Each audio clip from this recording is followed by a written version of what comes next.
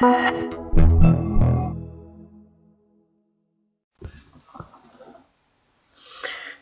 this is Derek with another movie review for HorrorNerds.com, and the movie we're going to be talking about today is We Need to Talk About Kevin, a 2011 film that is more of a drama and thriller than horror, although what happens in the movie in light of recent history, sadly enough, is more horrific than even the scariest movies with demons and devils.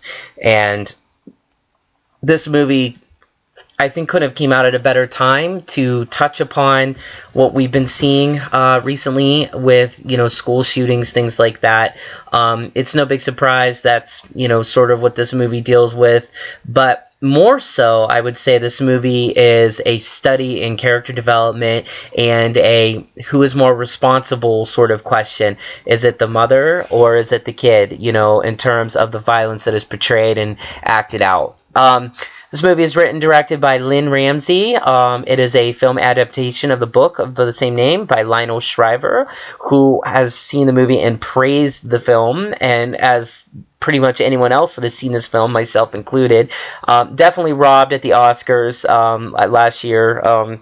Hands down robbed, actually. I really, really felt this movie deserved a heck of a lot more attention and notice. Sad to say, I don't even think it made its budget back, which seems to be true for a lot of the best films.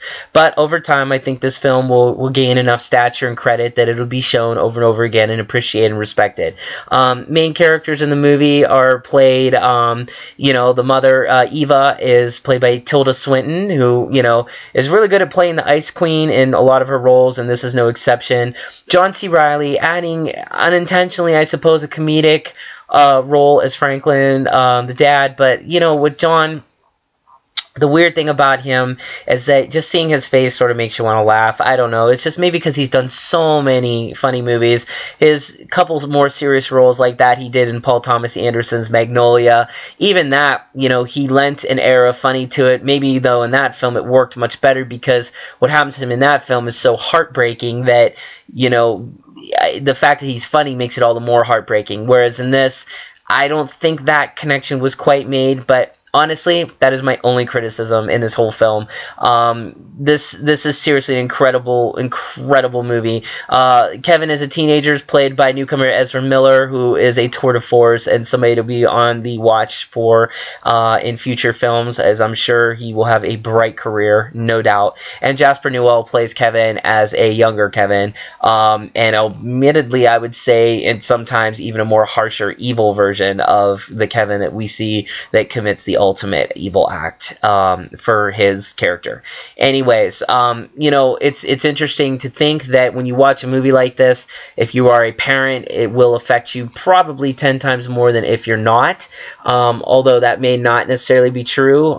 Anyone who has had to watch the news in our country here in America more recently has seen a rash of the things that are going on with school shootings. This movie can easily touch that nerve and touch it pretty harshly and rub it and destroy it because, every mother has to probably think these things, and no doubt mothers of school shooters of recent might be asking the very same questions that Eva asks herself as she tries to get on with her life and really can't and is even, completely chastised and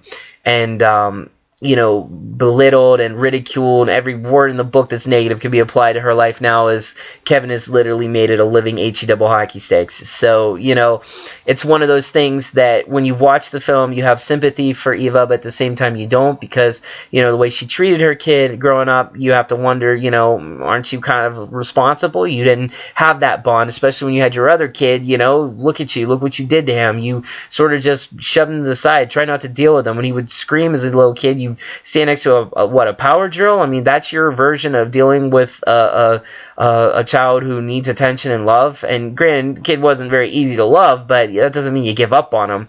Seems like she did that, and she suffered the most horrible consequence as a result. But then again, the flip side of the story is that this kid's, the kid could have grown up and did something better with his life, could have became a counselor, could have done stuff to avoid creating mothers that act like her.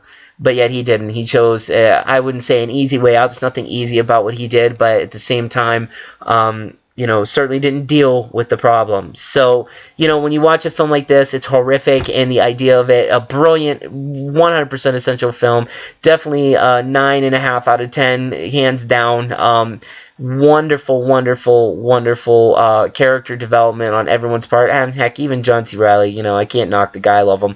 But go watch this film. Not necessarily horrific in terms of gore, blood, splatter, festing, and demons, monsters, and all that, but horrific in terms of the times we live in. It's definitely a commentary on where we could be headed and what we've unfortunately already seen play out in the several past few months of 2012. So anyways, this is Derek with another review for HorrorNerds.com.